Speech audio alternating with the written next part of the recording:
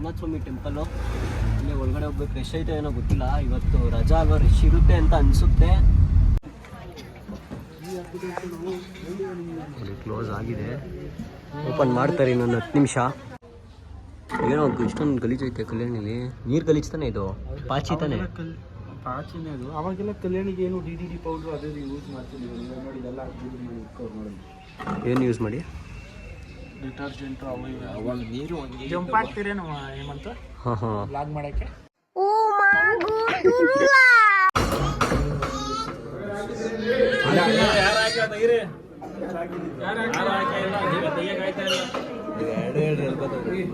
Main Darshan ಮುಗಿಸ್ಕೊಂಬಂದ್ವಿ.